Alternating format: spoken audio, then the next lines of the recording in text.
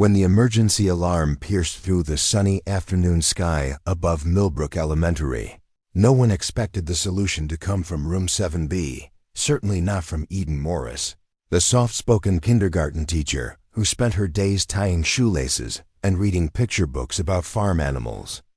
But as a military transport helicopter spun out of control toward the school playground filled with 200 children, Eden didn't hesitate. She sprinted across the courtyard, her floral dress billowing behind her, and did something that would change everything everyone thought they knew about the quiet young woman who colored with crayons for a living. This is the story of how a kindergarten teacher saved an entire school using skills that 12 different military aircraft had taught her, skills that no one knew she possessed. Eden Morris arrived at Millbrook Elementary every morning at 6:45 a.m., exactly 15 minutes before anyone else. She used those precious moments to prepare her classroom for 23 5-year-olds who would soon fill the space with laughter, chaos, and endless questions about why the sky was blue. At 28, Eden had the kind of patient demeanor that made parents fight to get their children into her class. She spoke with a gentle European accent that made even the most mundane instruction sound like a lullaby. The morning sun streamed through the tall windows of room 7B as Eden arranged art supplies for today's project, making paper airplanes. The irony wasn't lost on her, though none of her colleagues would understand why. She carefully folded a demonstration model, her fingers moving with a precision that seemed excessive for such a simple task. But Eden approached everything with meticulous attention to detail, from organizing crayon boxes to planning circle time activities.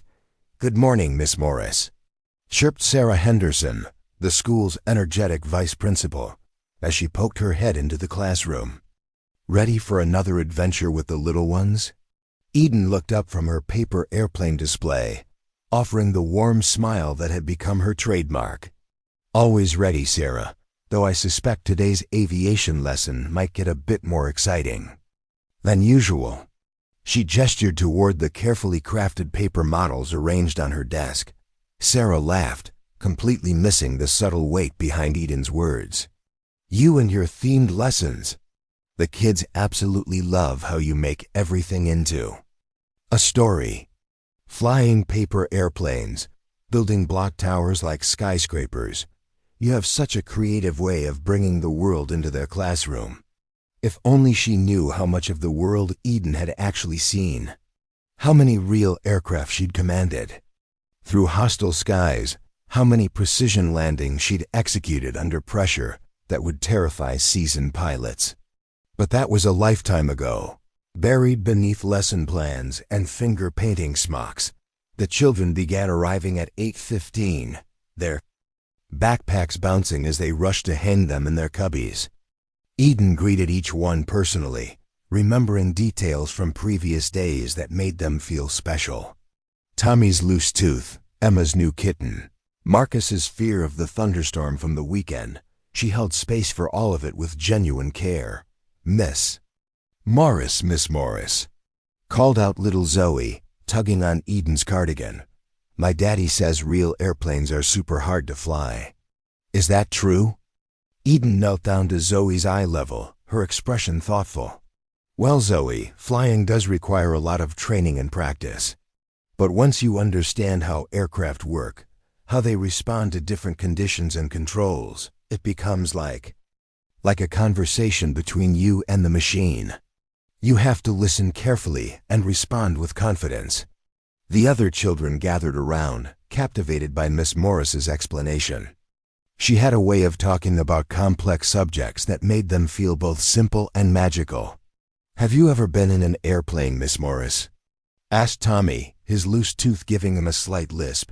Eden's eyes twinkled with a secret that none of them could guess.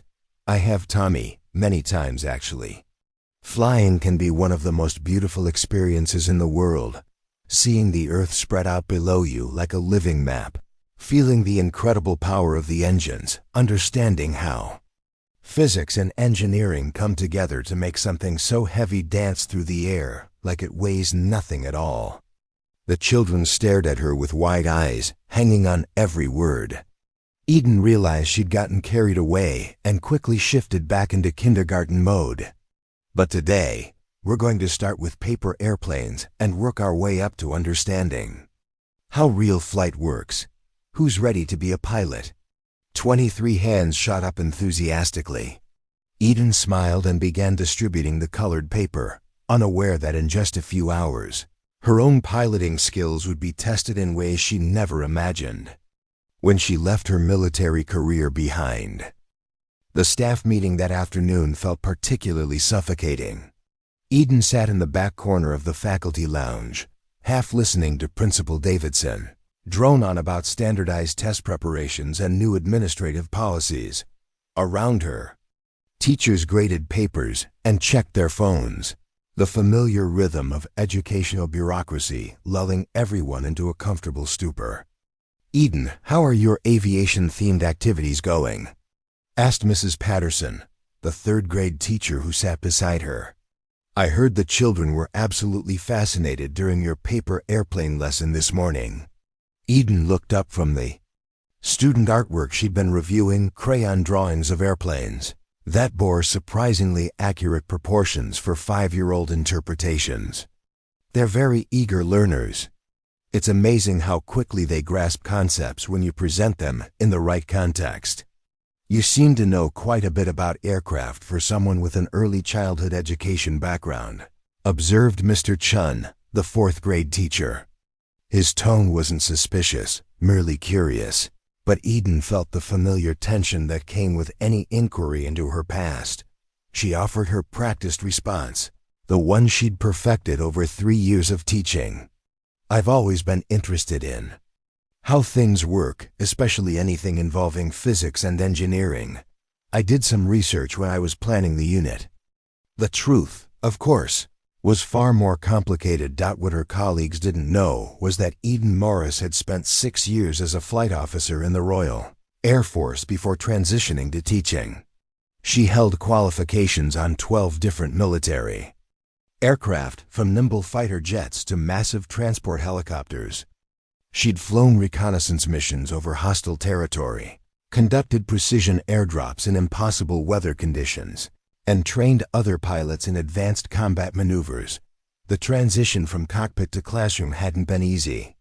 After a classified incident during her final deployment, one that still haunted her dreams, Eden had made the difficult decision to leave military service entirely. She'd wanted something gentle, something nurturing, something that would help her remember the beauty in the world rather than its dangers.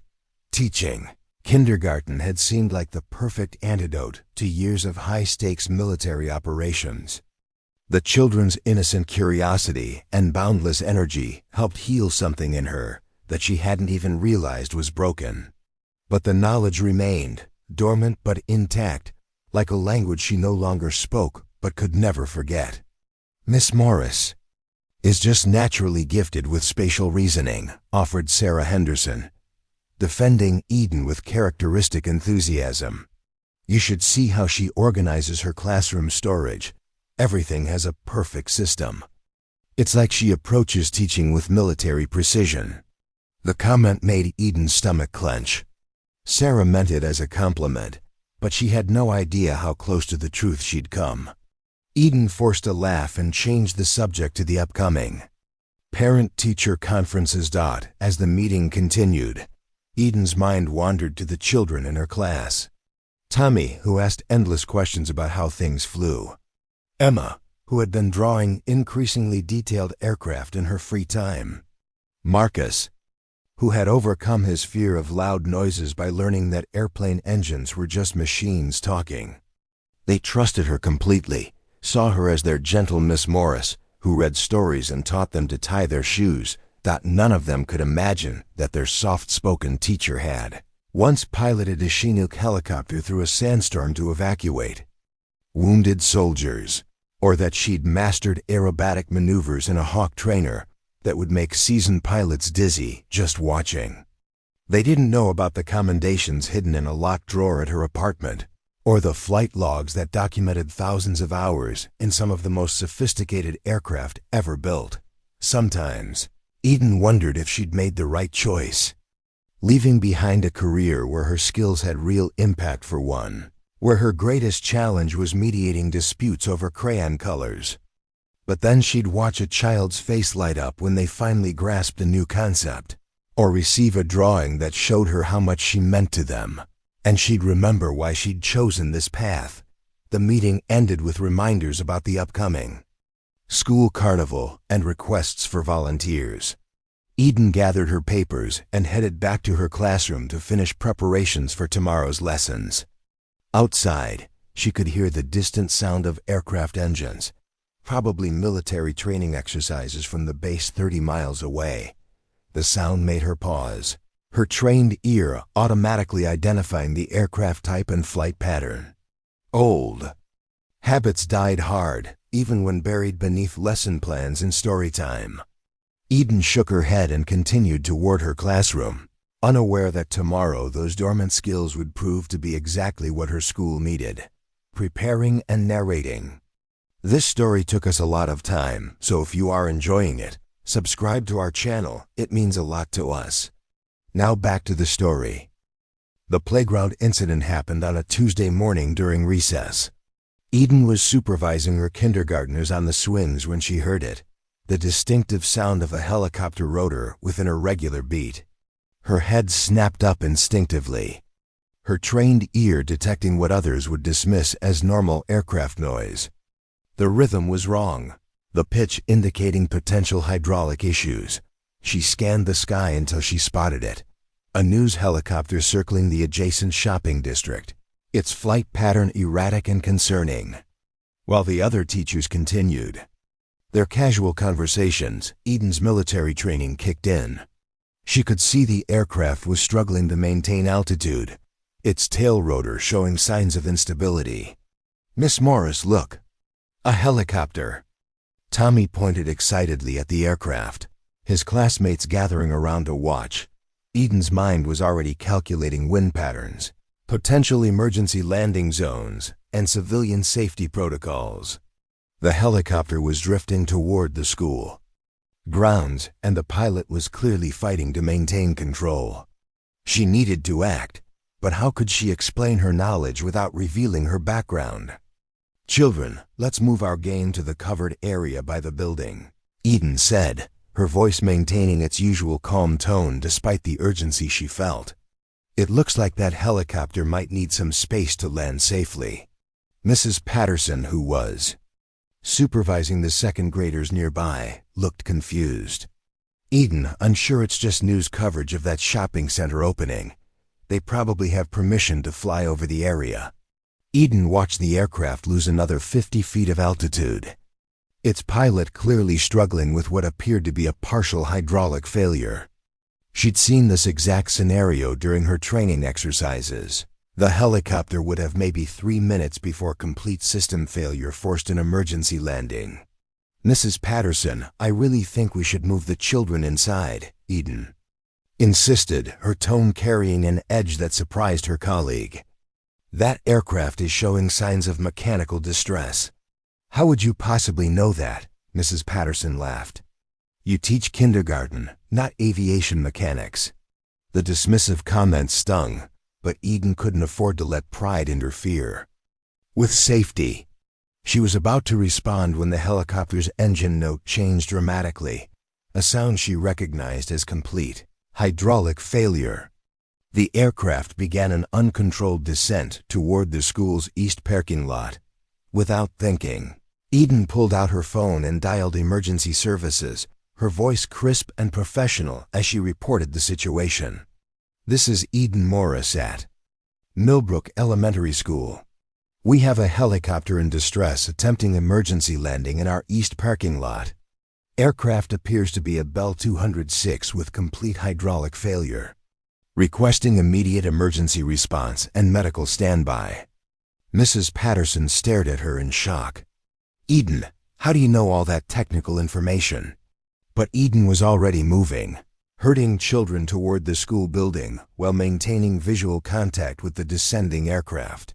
Her training had taught her to think 3 steps ahead in emergency situations, and right now she needed to ensure the crash site was clear and emergency responders had accurate information. Principal Davidson appeared, having heard the commotion. "What's happening out here?" "Helicopter emergency landing," Aiden replied efficiently. "I've contacted emergency services. We need to evacuate the east parking area and establish a perimeter at least 200 meters from the landing zone to account for rotor disc safety margins." Both Davidson and Patterson stared at her as if she'd started speaking a foreign language. Eden realized she was using military terminology and technical knowledge that a kindergarten teacher shouldn't possess. "I mean," she quickly corrected, "we should move everyone away from that side of the school until the emergency is over." The helicopter touched down hard in the parking lot, its pilot managing a controlled crash that minimized damage despite the mechanical failure. Eden watched with professional appreciation.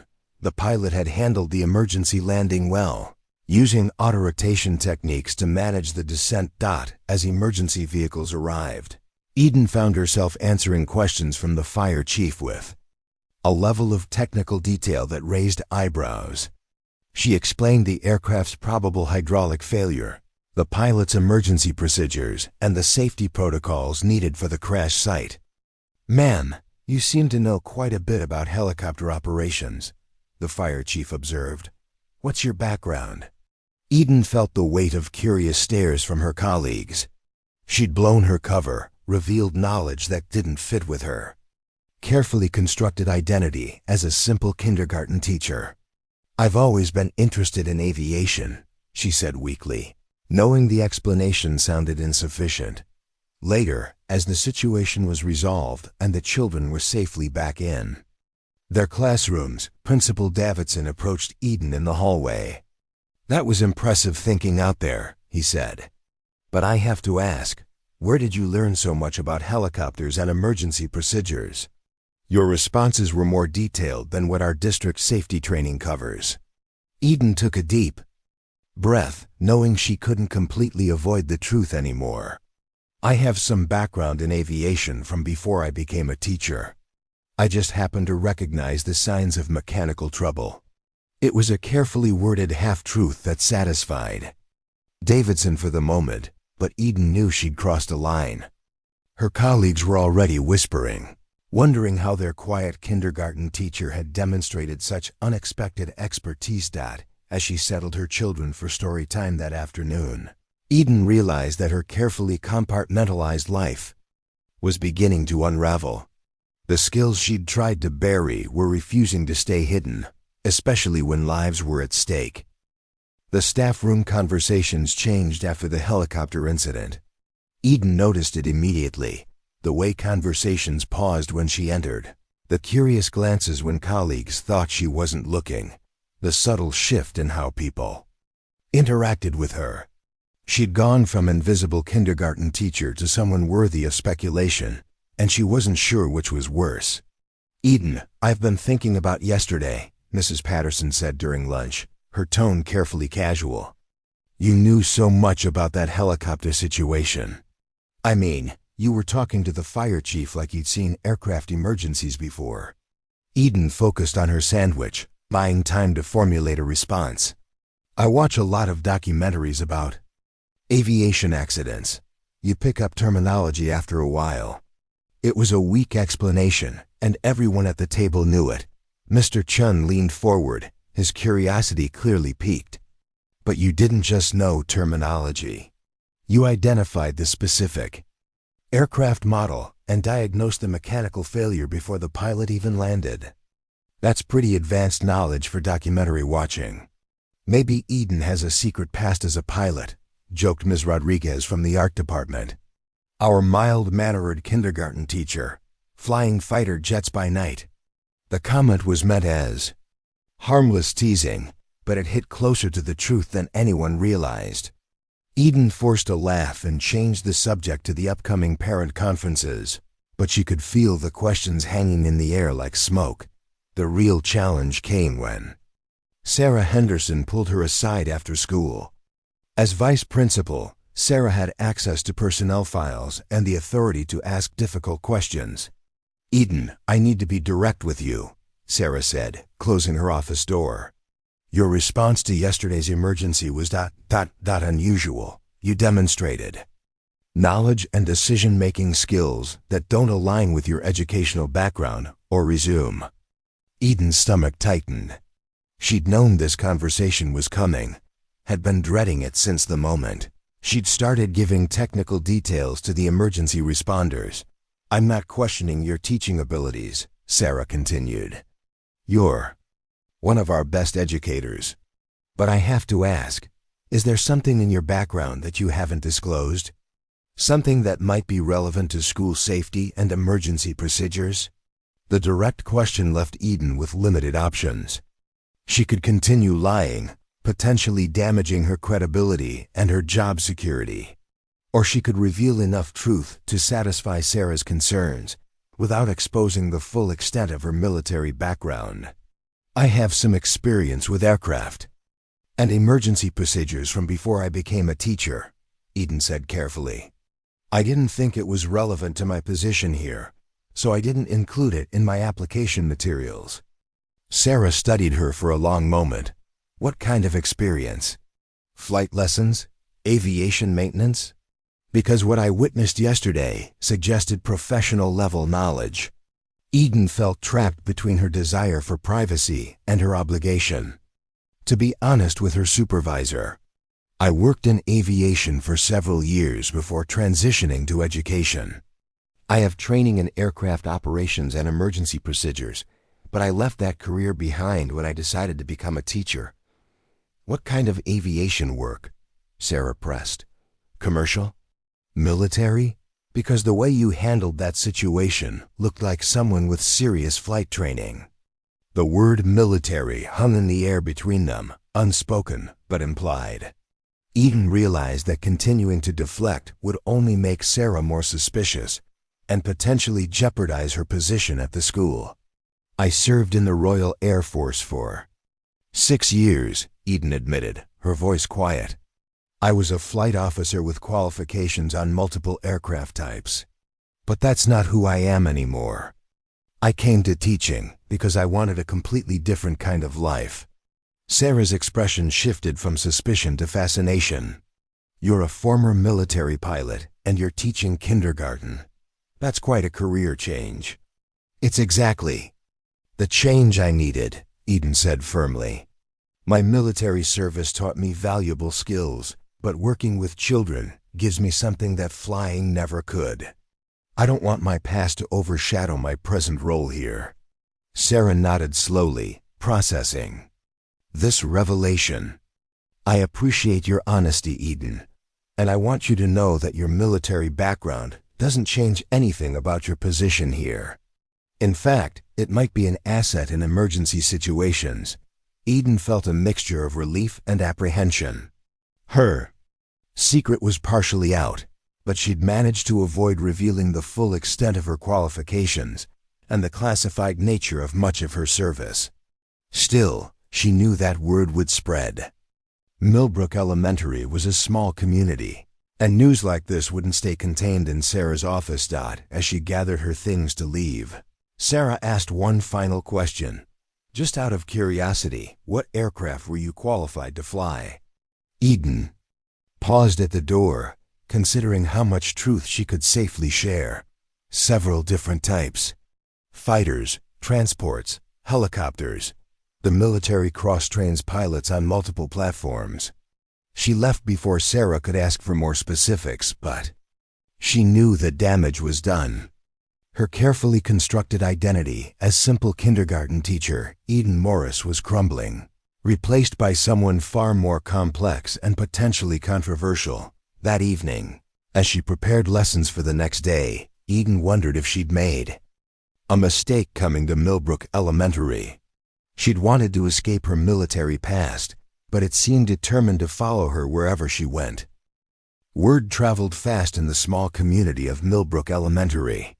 By Thursday morning, Eden could feel the shift in atmosphere as clearly as she'd once felt changes in air pressure before a storm. Teachers who had barely acknowledged her existence now found excuses to walk past her classroom, their curiosity barely concealed behind polite smiles. Principal Davidson called her to his office during her planning period, his demeanor more formal than their previous interactions. "Miss Morris, please have a seat. I've been reviewing your personnel file in light of recent events." Eden sat across from his desk, maintaining the composed exterior that had served her well during military briefings with far higher stakes than a school administrative meeting. "Your resume indicates a degree in early childhood education from the University of Bristol, followed immediately by your position here," Davidson continued. "But there's a 6-year gap in your employment history that's listed simply as government service. Given your demonstrated expertise with aircraft emergencies, I think we need to discuss what that service entailed." Eden had known this moment would come. The carefully constructed timeline she'd created to hide her military career was falling apart under scrutiny. "I served in the Royal Air Force," she said simply. "When I decided to pursue teaching, I chose to focus my application materials on my educational qualifications rather than my military background." Davidson leaned back in his chair, studying her with new interest. "The Royal Air Force, in what capacity?" "Flight operations. I was commissioned as a pilot and served for 6 years before pursuing my teaching degree." The words felt strange after 3 years of hiding this part of her identity. Eden had become so accustomed to thinking of herself as simply a kindergarten teacher that acknowledging her military service felt like admitting to being someone else entirely. "A pilot," Davidson repeated slowly. "And you didn't think this was relevant information when applying to work with children?" Eden felt a familiar defensiveness rising, the same reaction she'd had to countless questions about her career transition from skeptical military colleagues who couldn't understand why anyone would leave flying for teaching. "My military service ended when I chose to pursue education," she said carefully. "I didn't see how my background in aviation would be relevant to teaching 5-year-olds to read and write. But it was relevant on Tuesday when you potentially saved lives by recognizing aircraft distress and coordinating emergency response," Davidson pointed out. "The fire chief specifically mentioned how your technical knowledge and quick thinking helped ensure the situation was handled safely." Eden remained silent, unsure whether Davidson viewed her background as an asset or a liability. "I'm not criticizing your choice to focus on your educational qualifications," Davidson continued. "But I'm concerned about the incomplete picture we've had of your capabilities. What other relevant skills or experience might you have that could benefit our school community?" The question felt like a trap. Eden knew that revealing too much about her military qualifications could lead to expectations and responsibilities she wasn't prepared to take on. She'd come to teaching specifically to escape the high-stakes world of military aviation. "My flight training included emergency response procedures, crisis management, and working under pressure," she admitted. "But I chose teaching because I wanted to work in an environment focused on nurturing and growth rather than crisis response." Davidson nodded thoughtfully. "I understand your perspective, Miss Morris.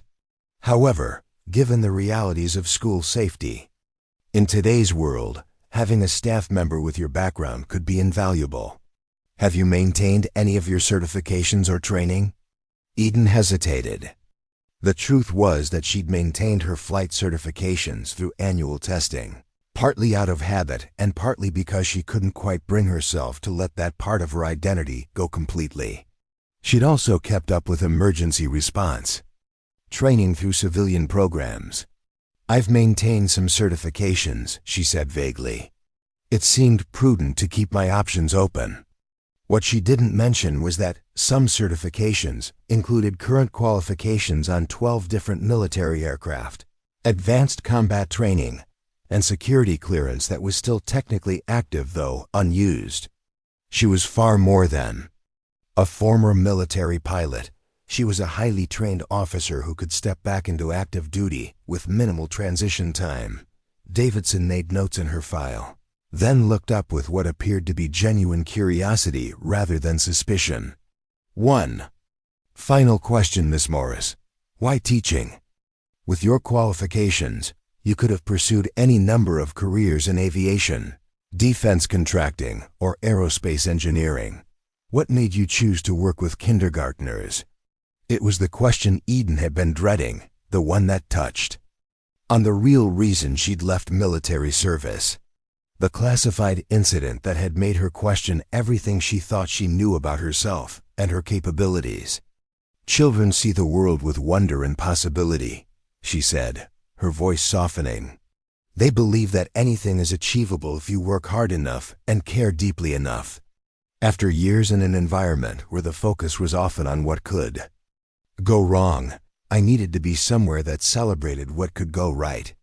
It was the most honest answer she'd given about her career transition, and Davidson seemed to recognize the sincerity behind her words. Thank you for your honesty, Miss Morris. Your secret is safe with me, and I want you to know that your background doesn't change my confidence in your teaching abilities. In fact, it makes me even more impressed by your dedication to our students. As Eden left the principal's office, she felt both relief and apprehension. Another person now knew her secret, but she sensed that Davidson would respect her privacy. Still, she couldn't shake the feeling that her carefully controlled life was continuing to unravel, one revelation at a time. By Friday afternoon, Eden realized that keeping her military background quiet was becoming an impossible task. The combination of her emergency response during the helicopter incident and the subsequent administrative inquiries had created a buzz of speculation throughout Millbrook Elementary that she couldn't contain. She discovered the extent of the rumors during lunch duty, when she overheard a conversation between two fourth-grade teachers. I heard from someone in the office that Miss Morris used to be a fighter pilot, whispered Mrs. Thompson, glancing around to make sure they weren't overheard. Can you imagine? Our quiet little kindergarten teacher flying jets? No way, replied Mr. Stevens. I heard it was helicopters. Military rescue operations or something like that. That's how she knew so much about that emergency landing. Eden felt her cheeks burn as she pretended to supervise the children while straining to hear more of their conversation. Either way, it explains a lot, Mrs. Thompson continued. Have you noticed how she organizes everything with military precision? Her classroom storage system, the way she lines up her students, even how she plans lessons, it all makes sense now. Eden realized that her colleagues were retroactively reinterpreting every interaction they'd had with her through the lens of her hidden military background. Traits they'd previously seen as simply efficient teaching methods were now being viewed as evidence of her concealed identity. The speculation reached her kindergarten students by the end of the day. As Eden helped them pack their backpacks, little Emma approached her with wide eyes. Miss Morris, my mommy says you used to fly airplanes in the Army. Is that true? 22 other 5-year-olds immediately stopped what they were doing, their attention focused entirely on their teacher. Eden felt trapped between honesty and the desire to maintain appropriate boundaries with her young students. I did work with airplanes before I became a teacher, she said carefully. But now my job is being your teacher, and that's what makes me happy. But did you really fly them? Tommy pressed, his excitement evident. Like up in the sky with the clouds? Eden knelt down to their level, choosing her words carefully. Yes, I did fly airplanes. But that was a long time ago, and now I love teaching you much more than I ever loved flying. The children erupted in excited chatter suddenly, seeing their gentle Miss Morris as someone infinitely more exciting than they'd previously imagined. Eden realized that this revelation would change her relationship with her students, just as much as it had changed her standing with her colleagues. The real challenge came when parents began arriving for pickup. Mrs. Henderson, Tommy's mother, approached Eden with barely contained curiosity. Miss Morris, Tommy came home yesterday talking about helicopters and emergency landings. He seems to think you're some kind of pilot. Eden took a deep breath, knowing that the parent community would be just as curious as the school staff. I have some background in aviation from before I became a teacher. It helped me recognize when that helicopter was having mechanical problems. What kind of background? Mrs. Henderson pressed. Commercial flying? Private pilot license? Military service, Eden replied simply, hoping to avoid further details. Mrs. Henderson's eyes widened. You're a veteran? Why didn't the school mention that? We have several military families here who would love to know we have a veteran teacher. Eden felt a familiar discomfort with the attention her military service attracted. She'd left that world partly to escape the weight of expectations that came with her qualifications and achievements. I prefer to focus on my role as an educator, she said diplomatically. My previous career isn't really relevant to teaching kindergarten. But Mrs. Henderson wasn't satisfied with that answer. Are you kidding? Having a veteran teacher is absolutely relevant. What branch? What did you do? How long did you serve? Eden realized that her military service was going to become a defining characteristic in how the school community saw her, whether she wanted it to or not. The quiet anonymity she'd cultivated was evaporating, replaced by a curiosity and attention that made her deeply uncomfortable. As the last parent left with their child, Eden sat alone in her classroom, surrounded by crayon drawings and alphabet charts that seemed to mock her with their innocence. She'd come to teaching to escape the complexity of her military identity, but that past was refusing to stay buried. Her phone buzzed with a text message from Sarah Henderson. Hope you're okay with all the attention today. If you need to talk about managing the curiosity about your background, I'm here. Eden appreciated the support, but she knew that the real challenge was just beginning. Her secret was out, partially at least, and there was no putting it back. She'd have to find a way to balance honesty about her past with her desire to focus on her present role as a kindergarten teacher. As she packed her materials for the weekend, Eden wondered if she'd made a mistake trying to hide her military background in the first place. Maybe complete honesty from the beginning would have been easier than this gradual revelation that was causing so much speculation and curiosity. But deep down, she knew why she'd hidden her past. The full truth about her military service. The classified missions, the advanced combat training, the incident that had ended her career was far more complex than anyone at Millbrook Elementary was prepared to understand. Monday morning brought an unwelcome surprise waiting in Eden's classroom. Principal Davidson stood near her desk with two men in dark suits, their posture and bearing immediately recognizable to anyone with military experience. Eden's stomach dropped as she realized her past had finally caught up with her in the worst possible way. Miss Morris, Davidson said, his voice carrying an edge of concern. These gentlemen are from the Department of Defense.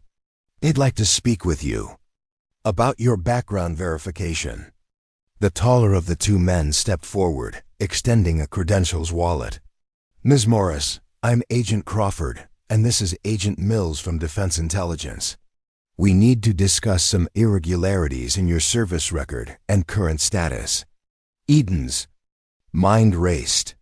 She'd been careful to follow all proper procedures when transitioning to civilian life, had maintained her security clearance status correctly, and had notified appropriate channels of her career change. What could have triggered a de-investigation? Perhaps we could speak privately? Agent Crawford suggested, glancing meaningfully at Principal Davidson.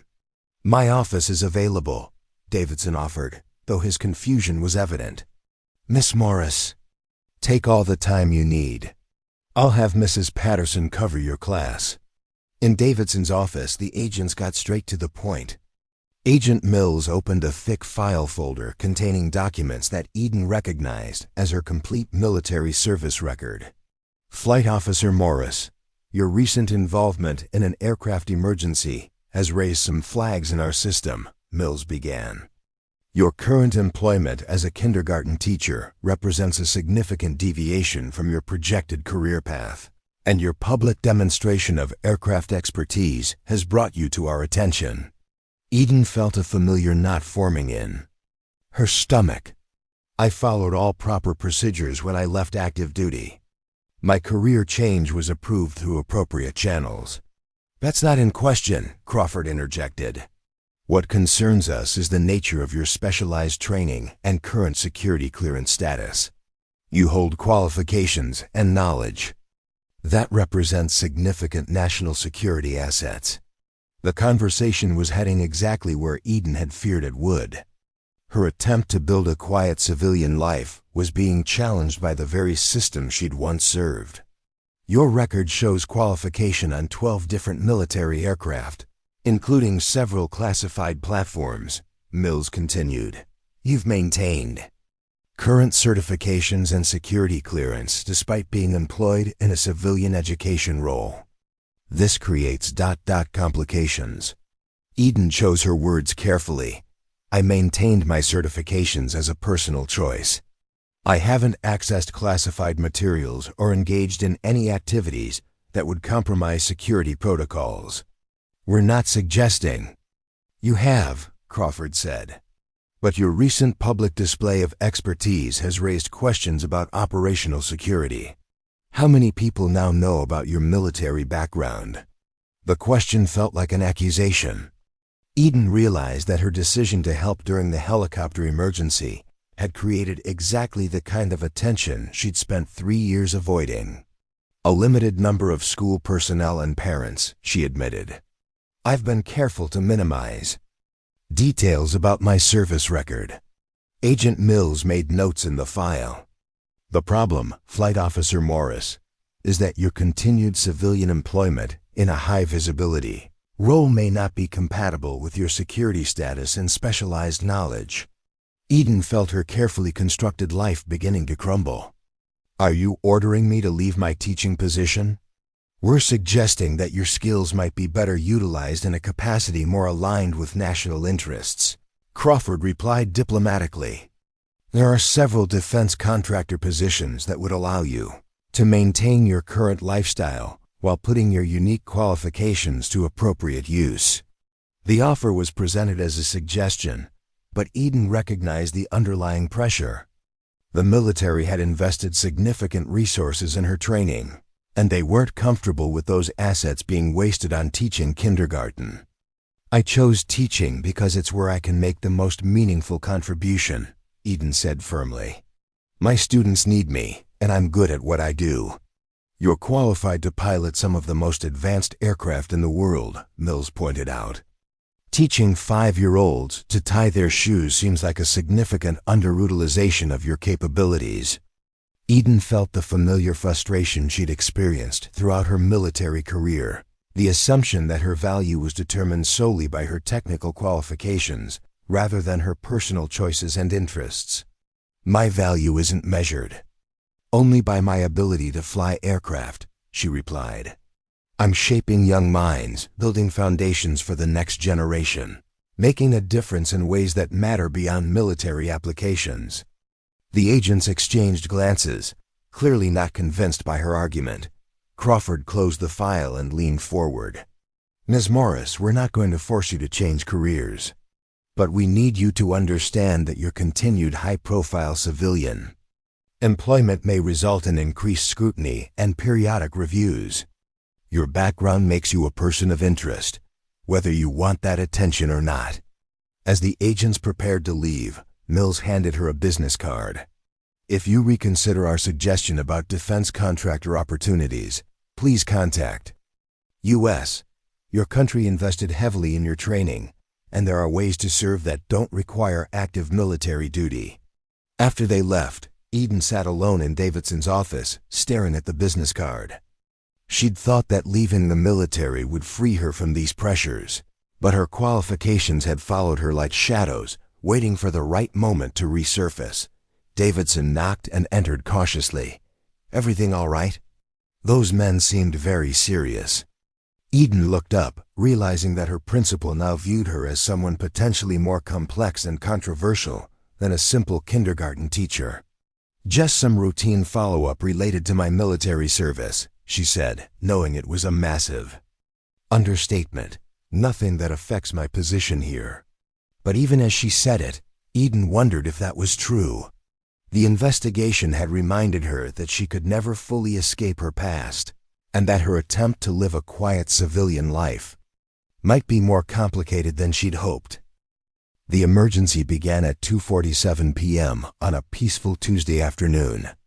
Eden was leading her kindergartners through their daily reading circle when the first explosion rattled the windows of Millbrook Elementary. The children looked up with confused expressions, but Eden's trained instincts immediately recognized the sound of aircraft in distress.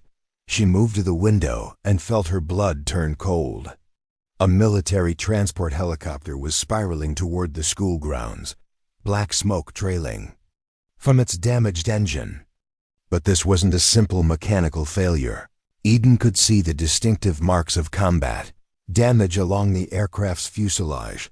The school's emergency alarm began blaring as Eden's mind shifted into the tactical assessment mode she'd hoped never to use again. The helicopter was a Chinook CH-47, heavily loaded, with what appeared to be hydraulic failure and possible engine damage. It was going to crash, and the pilot was struggling to control where. "Children, we need to move quickly and quietly to our safe spot," Eden said, her voice calm despite the adrenaline flooding her system. She guided her kindergartners toward the interior hallway, away from the windows, while her mind calculated trajectory, impact zones, and evacuation routes. Principal Davidson's voice crackled over the intercom. "All staff and students, implement lockdown procedures immediately.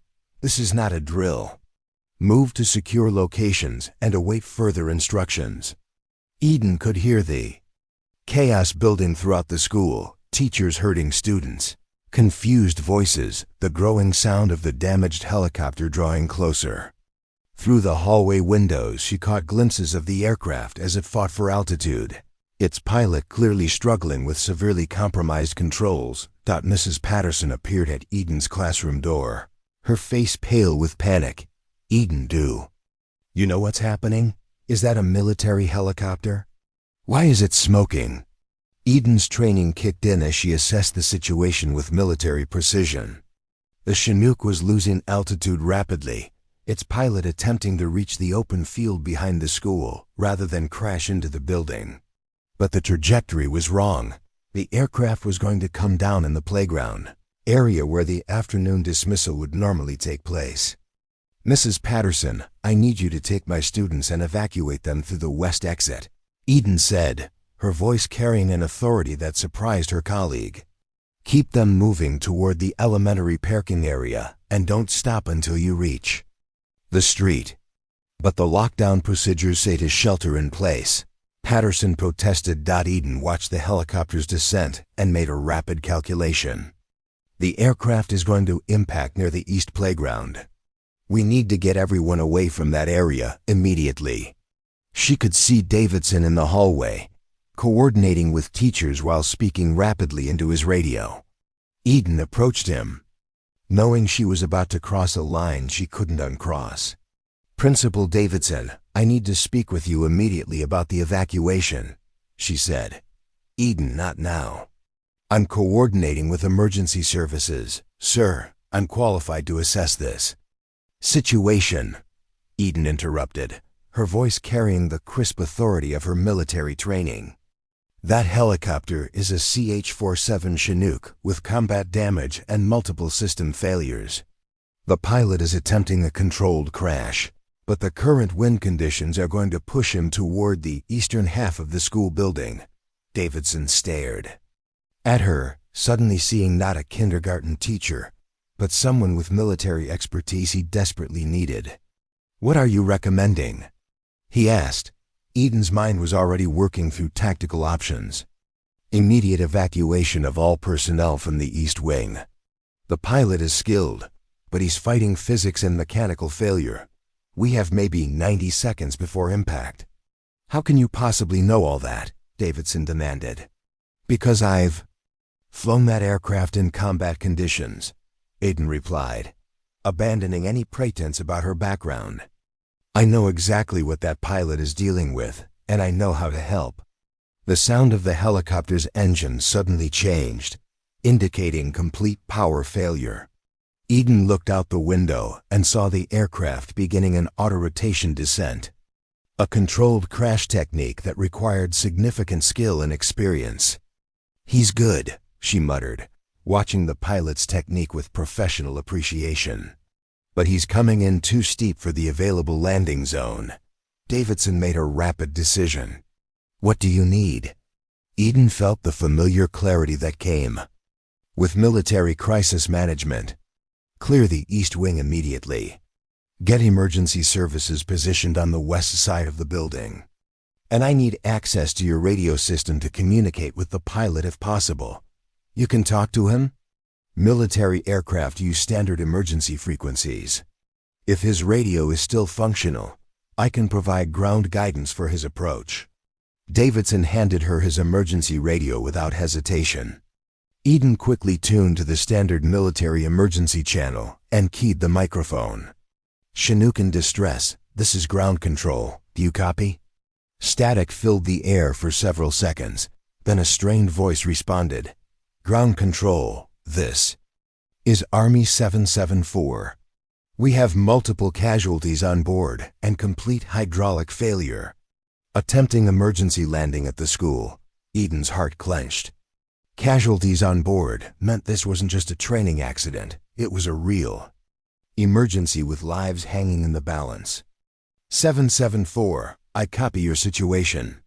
I'm a qualified CH-47 pilot providing ground assistance. What's your passenger count and injury status? Ground control, we have 12 personnel on board, 3 with serious injuries requiring immediate medical attention. My co-pilot is unconscious, and I'm flying single pilot with no hydraulic assist." Eden closed her eyes, feeling the weight of responsibility she'd hoped never to carry again. A pilot she'd never met was flying a crippled aircraft full of wounded soldiers toward a school full of children, and she was the only person on the ground qualified to help him land safely. 774, I'm going to guide you through this. Approach. Trust me, and follow my instructions exactly. Eden moved with military efficiency toward the school's main entrance, Principal Davidson following close behind. She could see emergency vehicles beginning to arrive, but they were positioning themselves incorrectly for a helicopter crash site. Her 3 years of teaching patience evaporated as she stepped into the role she'd been trained for. "Davidson, I need you to redirect those emergency vehicles to the western parking area," she commanded, her voice carrying the authority of someone accustomed to life or death decisions. "If they stay where they are, they'll be in the rotor wash. Danger zone when the aircraft comes down." She keyed the radio again. 774, what's your current altitude and airspeed? Ground control, passing through 800 feet, airspeed dropping through 60 knots. I'm having trouble maintaining attitude without hydraulic assist. Eden's mind automatically calculated the aircraft's descent rate and trajectory. She'd performed this exact type of emergency landing assistance during her military service, but never with a school full of children depending on the outcome. 774, you're coming in too steep for a safe auto-rotation. I need you to adjust your approach angle 15 degrees to the north. There's an open field behind the school that will give you more room for touchdown. Negative ground control. I've got wounded on board who need immediate medical attention. I can't risk overshooting into unknown terrain. Eden understood the pilot's dilemma, but she also knew the physics of helicopter auto-rotation better than almost anyone. The pilot was making the classic mistake of prioritizing speed over safety. 774, listen to me carefully. I've logged over 3,000 hours in Chinooks, including combat auto-rotations. Trust my guidance. The field behind the school gives you twice the landing distance and eliminates the risk of rotor strike on buildings. There was a pause, then the pilot's voice returned with a note of surprise. Ground control, did you say 3,000 hours in Chinooks? What's your background? former RAF flight officer with combat experience in CH-47 operations. Eden replied, watching the aircraft's approach through the window. "I know exactly what you're dealing with up there."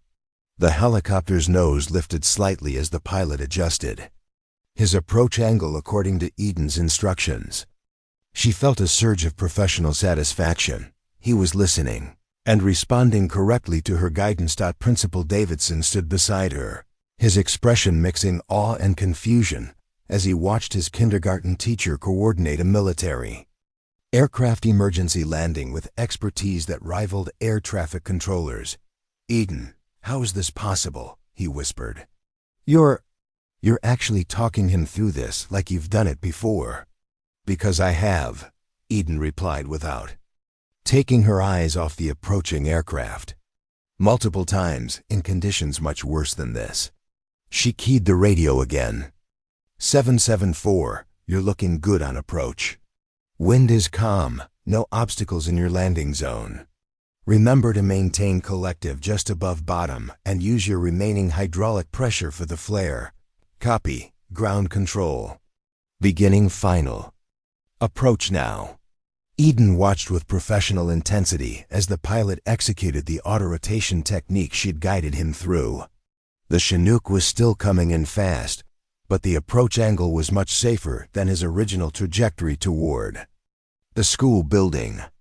"Davidson, make sure all emergency personnel are clear of the landing zone," she said. "When that aircraft touches down, there's going to be a significant rotor wash and possible debris field." She could see teachers evacuating students from the East Wing, moving them toward the safety of the western parking area, exactly as she'd recommended. Her tactical assessment had been correct. The helicopter's original approach would have put the entire school at risk. 774, you're 50 feet and looking good. Maintain your descent rate and prepare for ground contact in 10 seconds.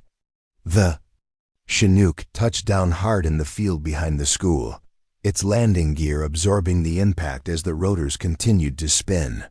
Eden watched with relief as the aircraft remained upright and intact, a successful emergency landing under extremely difficult conditions. "Outstanding work, 774. You're down safe. Shut down engines and prepare for emergency personnel approach." "Ground control, I can't thank you enough. That guidance probably saved my aircraft and my passengers. What's your call sign and unit?" Eden hesitated, realizing that her response would officially end any possibility of maintaining her civilian anonymity. But with wounded soldiers on board that aircraft, her personal privacy concerns seemed insignificant. 774, this is former Flight Officer Eden Morris, Royal Air Force, currently employed as a kindergarten teacher at Millbrook Elementary. The silence on the radio stretched for several seconds before the pilot responded with obvious disbelief.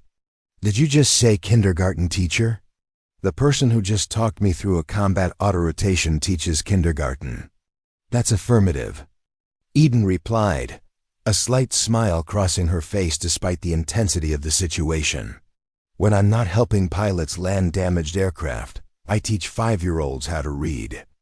Principal Davidson stared at her with an expression that mixed admiration, confusion, and a dawning realization that he'd never really known who Eden Morris was at all. Emergency medical teams were already approaching the landed helicopter, and Eden could see the aircraft's crew beginning to evacuate their wounded passengers. The crisis was over, but she knew that her life at Millbrook Elementary would never be the same. "Eden," Davidson said quietly, "I think we need to have a very different conversation about who you are and what you're capable of." Eden watched the medical teams working with professional efficiency to evacuate the wounded soldiers, and she felt the familiar satisfaction that came from using her skills to save lives. For the first time in 3 years, she wasn't hiding who she was or apologizing for her capabilities. "Yes," she agreed, "I think we do." The aftermath of the helicopter rescue unfolded like a carefully choreographed military operation, with Eden at its center. News crews arrived within an hour, drawn by reports of a dramatic emergency landing at an elementary school. What they discovered was a story that seemed too extraordinary to believe.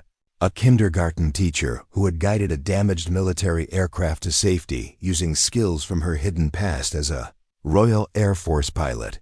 Eden stood in the school's main office, still wearing her cheerful teaching dress decorated with butterflies, fielding questions from reporters, military investigators, and school district officials. The contrast between her appearance and her demonstrated expertise created a cognitive dissonance that left everyone struggling to reconcile the two versions of Eden Morris they were encountering. "Ms. Morris," said Captain Reynolds, the commanding officer of the rescued aircrew, "my pilot tells me you provided emergency ground guidance that was instrumental in saving 12 lives today. He also mentioned that you claimed to be a kindergarten teacher, which frankly seems impossible given your level of expertise." Eden looked around the crowded office at the faces of people who thought they knew her: Principal Davidson, Sarah Henderson, several teachers who had worked alongside her for 3 years. Their expressions ranged from amazement to confusion to something approaching betrayal at the extent of her concealed background. "Captain Reynolds, I am a kindergarten teacher," Eden said firmly.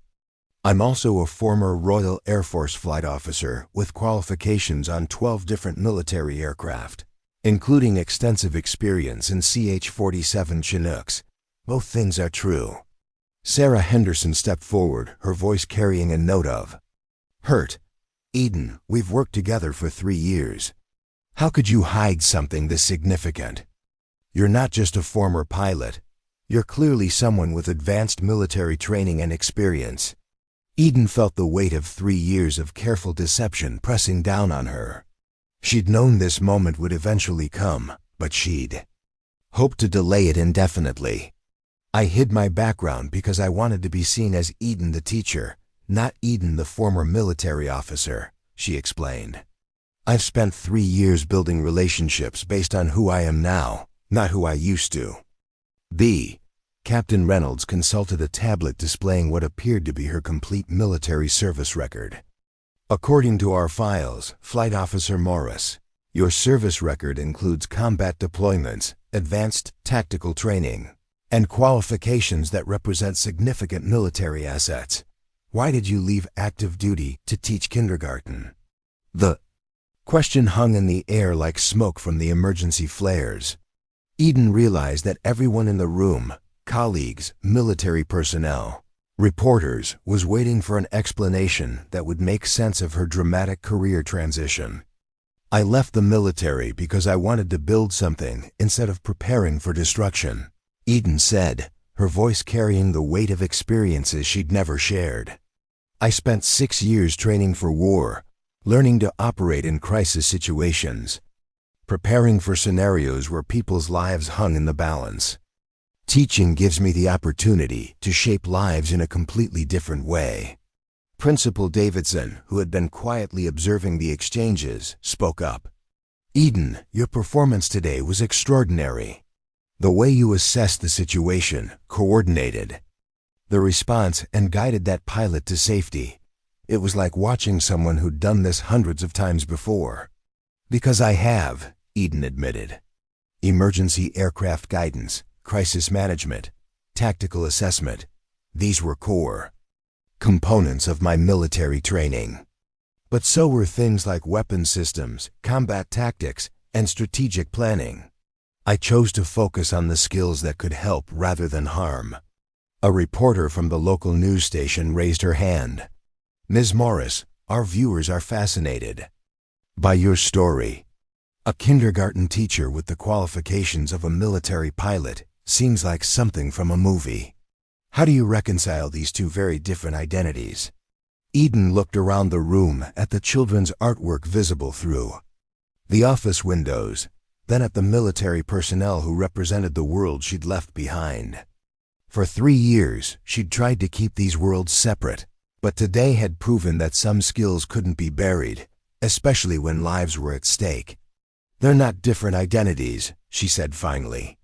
"They're different applications of The same core values, protecting people, serving something larger than myself, and using my capabilities to make a positive difference. Whether I'm teaching a child to read or helping a pilot land safely, I'm using my skills to help others. Captain Reynolds nodded with what appeared to be understanding. Flight Officer Morris, your actions today exemplify the best of military training applied to civilian service. You may have left active duty, but you clearly haven't stopped serving. Sarah Henderson approached Eden with tears in her eyes. I'm sorry for sounding hurt earlier. I'm just amazed by everything you've accomplished and everything you chose to give up to work with our children. Eden felt a weight lifting from her shoulders that she hadn't realized she'd been carrying. For 3 years, she'd hidden a significant part of herself, afraid that revealing her military background would overshadow her identity as a teacher. But the events of today had shown that her past and present could coexist. I didn't give up anything, Eden said, looking out at the playground where her kindergartners would return tomorrow. I found a different way to use everything I learned. Every skill the military taught me, attention to detail, crisis management, working under pressure, caring for others, makes me a better teacher. As the formal interviews concluded and the crowds began to disperse, Eden found herself alone with Principal Davidson in her classroom.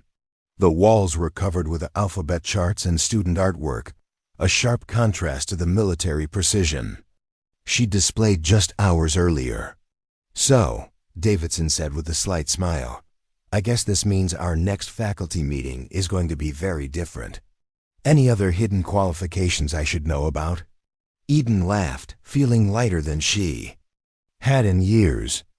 Well, I am qualified to operate several types of heavy machinery.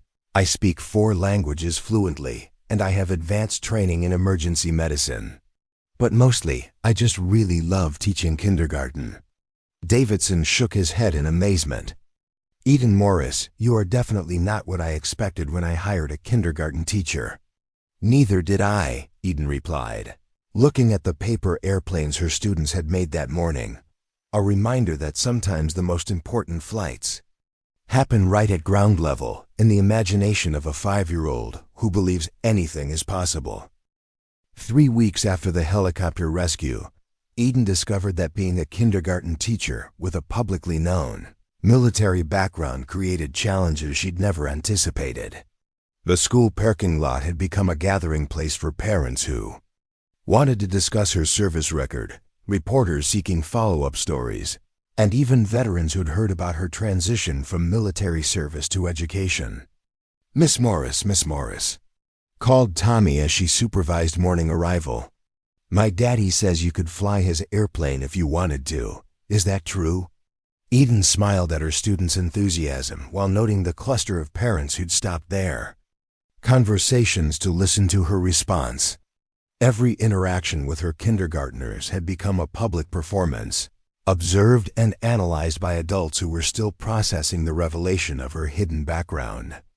I have training on many different aircraft, Tommy, she replied carefully. But right now, the most important flying I do is helping you and your classmates soar with your reading and math skills. It was the kind of diplomatic answer she'd learned to give over the past few weeks, acknowledging her capabilities while redirecting attention to her current role. But she could see that some parents remained fascinated by the contrast between her military qualifications and her choice to teach 5-year-olds. Inside the classroom, Eden had made a conscious decision to incorporate her aviation background into her teaching in appropriate ways. The paper airplane project had evolved into a comprehensive unit about flight, physics, and engineering that engaged her students in ways she'd never seen before. Today we're going to learn about how real pilots communicate with control towers, Eden announced to her attentive class. Just like how we use our words to tell each other important things, pilots use special radio calls to make sure everyone stays safe in the sky. She demonstrated basic radio protocol using toy airplanes and a play microphone, teaching her students about clear communication and following instructions, lessons that applied as much to kindergarten behavior as to aviation safety, Emma raised her hand excitedly. Miss Morris, when you were a real pilot, did you talk to control towers too? I did, Emma. And do you know what the most important thing was? Listening carefully and responding clearly, just like we practice in our classroom when we raise our hands and wait our turn to speak. The integration of her military experience into her teaching had created an unexpected benefit. Her students were more engaged, more curious about the world beyond their classroom, and more excited about learning. But it had also attracted attention from educational administrators who wanted to understand how her unique background could be leveraged more broadly. Dr. Patricia Williams, the district's curriculum coordinator, visited during Eden's planning period to discuss opportunities for expanding her role. Miss Morris, your aviation unit has generated significant interest from other schools in the district, Dr. Williams explained. We're wondering if you'd be interested in developing a district-wide STEM curriculum that incorporates your technical expertise. Eden felt the familiar tension between her desire to remain focused on her kindergarten students and the pressure to take on responsibilities that utilize her advanced qualifications. I appreciate the opportunity, Dr. Williams, but my priority is my current students. They need consistency and focused attention, especially during these foundational years. Dr. Williams persisted. But think about the broader impact you could have. Your unique background could inspire thousands of students across the district to pursue STEM careers. Don't you feel obligated to share your expertise more widely? The question echoed the pressure Eden had felt from the government agents weeks earlier, the assumption that her value was determined by the scope of her impact rather than the depth of her commitment to her current role. I believe I'm having exactly the impact I'm meant to have, Eden replied firmly. These 23 children deserve my full attention and expertise. If I can help them develop curiosity, confidence, and critical thinking skills, they'll go on to impact thousands of others throughout their lives. Dr. Williams left disappointed, but Eden felt confident in her decision. She'd learned that maintaining boundaries was essential to preserving the career satisfaction that had drawn her to teaching in the first place. That afternoon, as her students worked on their flight-themed art projects, Eden reflected on how much had changed since her background was revealed. The attention was still overwhelming at times, but she'd found ways to channel it into positive outcomes for her students. Principal Davidson stopped by her classroom during the final hour of the day. How are you adjusting to your newfound fame? He asked with a knowing smile. It's been an adjustment, Eden admitted. But I think I'm finding the right balance between honoring my past and focusing on my present. Davidson nodded approvingly. The school board met yesterday, and they wanted me to express their gratitude for how you've handled everything. Your professionalism during the emergency and your grace under all the subsequent attention has reflected very well on Millbrook Elementary. As the day ended and parents arrived for pickup, Eden noticed that the conversations had shifted. Instead of curiosity about her military service, parents were asking about the innovative aviation curriculum their children were experiencing. Miss Morris, said Mrs. Henderson, Tommy came home yesterday talking about thrust and lift like he was an aerospace engineer. Whatever you're doing in there, it's working. Eden smiled, realizing that she'd successfully integrated her two identities in a way that served her students while honoring her background. She was no longer hiding who she was, but she also wasn't being defined solely by her military service. As she cleaned up her classroom that evening, Eden looked at the wall display her students had created, drawings of airplanes, helicopters, and rockets alongside their written explanations of how flight works. It was exactly the kind of learning she'd hoped to inspire. When she first became a teacher, her past had finally caught up with her present, but instead of destroying the life she'd built, it had enriched it in ways she'd never imagined possible. The transformation at Millbrook Elementary extended far beyond Eden's classroom. 6 months after the helicopter rescue, The school had become a destination for educators seeking to understand how to integrate real-world expertise into elementary curriculum. Eden found herself reluctantly thrust into the role of educational innovator, a position she'd never sought, but gradually learned to embrace. "Miss Morris, there's a delegation from the State Department of Education here to observe your teaching methods," Principal Davidson announced during her lunch break. "They're particularly interested in how you've incorporated technical concepts into age-appropriate lessons." Eden looked through her classroom window at the group of serious-looking officials taking notes on everything from her wall displays to her students' enthusiastic participation in a lesson about air pressure. She'd grown accustomed to observers, but the constant scrutiny still felt overwhelming. "What exactly are they hoping to accomplish?" she asked. "They want to develop a framework for recruiting professionals from technical fields into education," Davidson explained. "Your success has made them realize that there's untapped potential in career changers with specialized knowledge." The irony wasn't lost on Eden. She'd chosen teaching specifically to escape the high-pressure world of military service. But her background had made her a poster child for bringing that expertise into education. During her afternoon planning period, Dr. Sarah Mitchell from the State Education Department requested a private conversation. "Ms. Morris, your story has inspired a significant policy discussion at the state level," Dr. Mitchell began. "We're developing a program to fast-track qualified professionals into teaching positions, and we'd like you to serve as a consultant and spokesperson."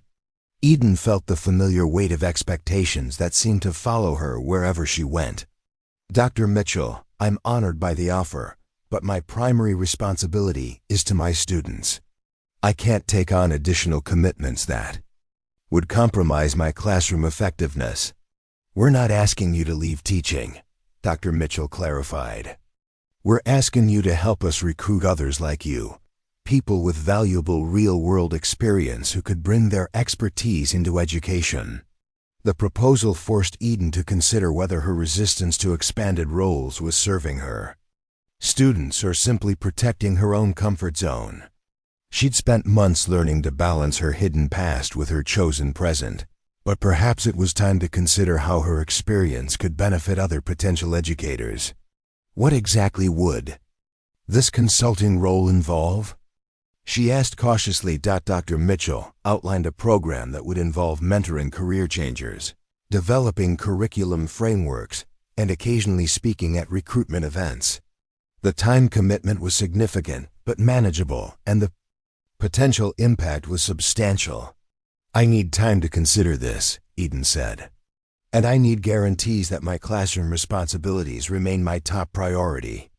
That evening, Eden discussed the opportunity with her students during their daily reflection circle, a practice she'd instituted to help them process their learning and experiences. "Miss Morris," asked little Zoe, "if you help other people become teachers like you, does that mean more kids will get to learn about flying?" The innocent question crystallized something for Eden. Her students understood instinctively that sharing knowledge multiplied its impact rather than diminishing it. That's exactly what it could mean. "Zoe, if I help other people who know about different things become teachers, then children everywhere might get to learn about engineering, or medicine, or art, or music from people who really understand those subjects." Emma raised her hand enthusiastically. "Like how you teach us about airplanes because you really flew them." "Exactly like that," Eden confirmed, realizing that her students were helping her understand the broader purpose of the opportunity she'd been offered. Over the following weeks, Eden began working with the State Education Department on a limited basis, reviewing curriculum proposals and providing input on recruitment strategies. She discovered that many highly qualified professionals were interested in teaching, but intimidated by the transition process. "I never considered teaching because I assumed my engineering background wasn't relevant to elementary education," explained Marcus Thompson, a former aerospace engineer who'd attended one of Eden's recruitment presentations. "But seeing how You've integrated your aviation expertise into kindergarten curriculum, has shown me that technical knowledge can enhance rather than complicate teaching. Eden found herself becoming a bridge between two worlds, helping technical professionals understand that their expertise was valuable in educational settings, while helping educators recognize the potential of career changers. The most rewarding aspect of her expanded role was seeing the ripple effects in classrooms across the state. Teachers with backgrounds in nursing were developing health and biology curricula. Former architects were teaching geometry through building design, and retired mechanics were explaining physics through automotive applications. Eden, what you've started is transforming how we think about teacher recruitment and curriculum development, Dr. Mitchell reported during a quarterly review meeting. Applications from career changers have increased by 300%, and student engagement in STEM subjects has shown measurable improvement in districts that have implemented your recommendations.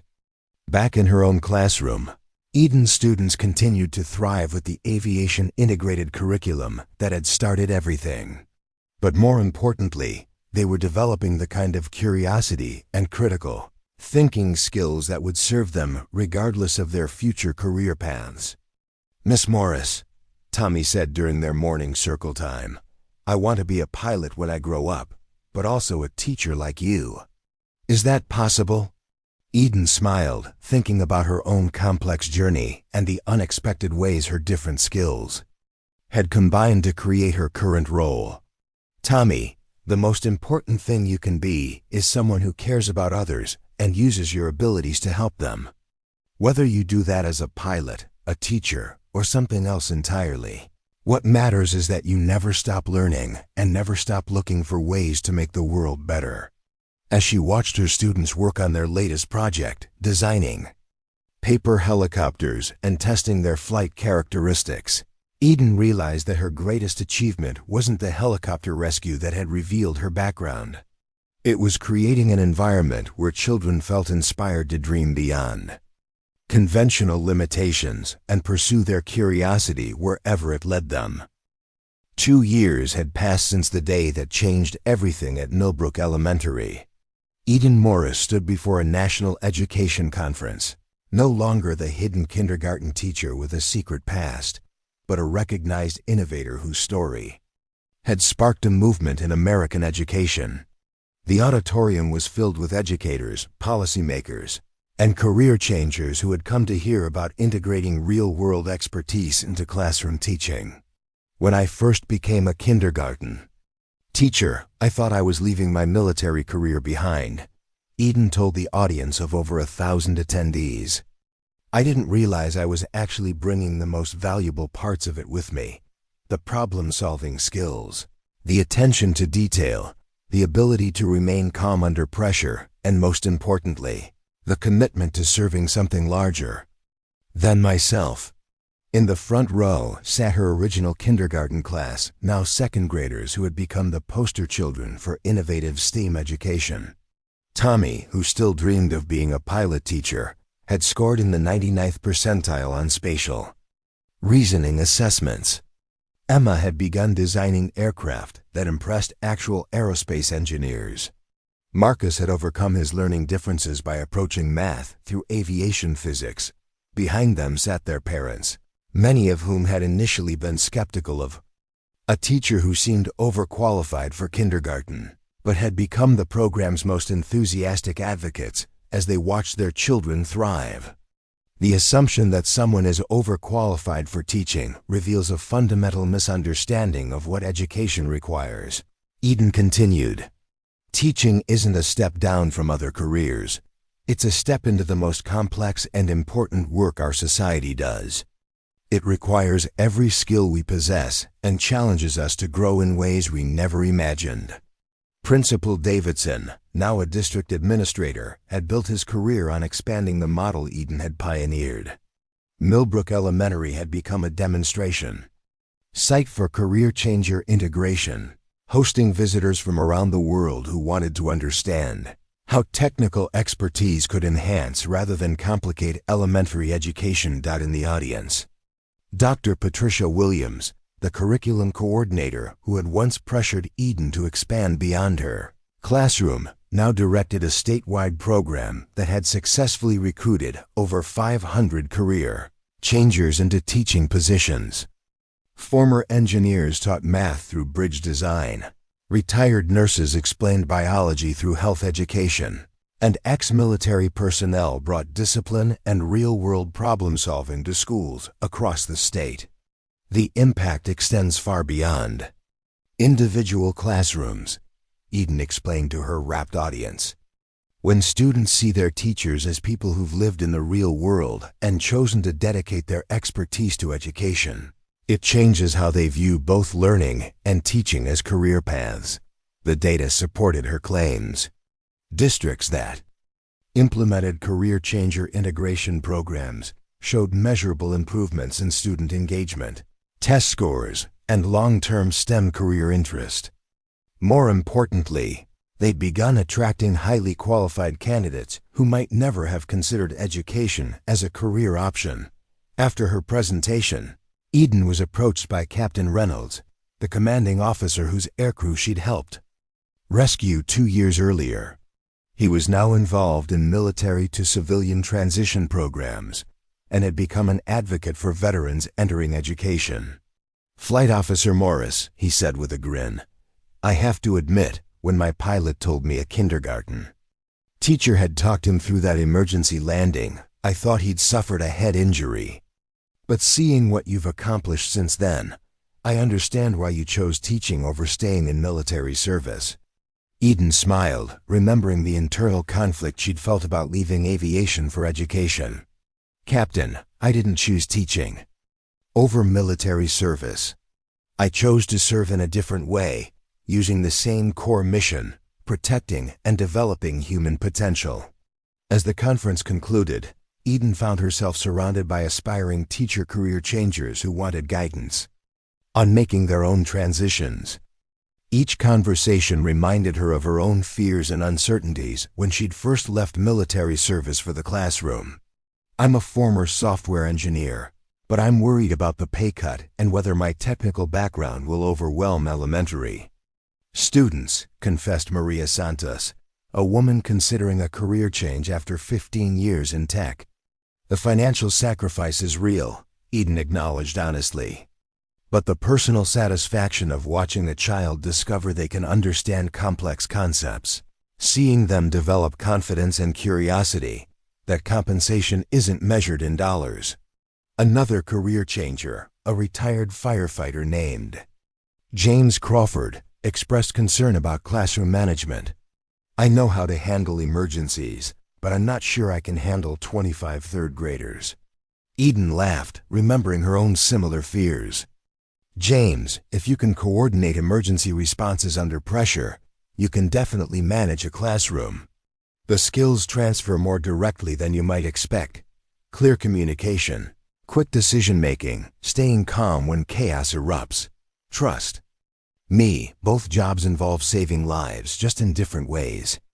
As the day ended, Eden returned to her hotel room and video called her current kindergarten class for their weekly Miss Morris's adventure session, a tradition that allowed her to share her travels while maintaining connection with her students. Miss Morris, chorused 23 excited 5-year-olds through the computer screen. "Did you tell everyone about our paper airplane contest?" "I did," Eden replied, her heart warming at their enthusiasm.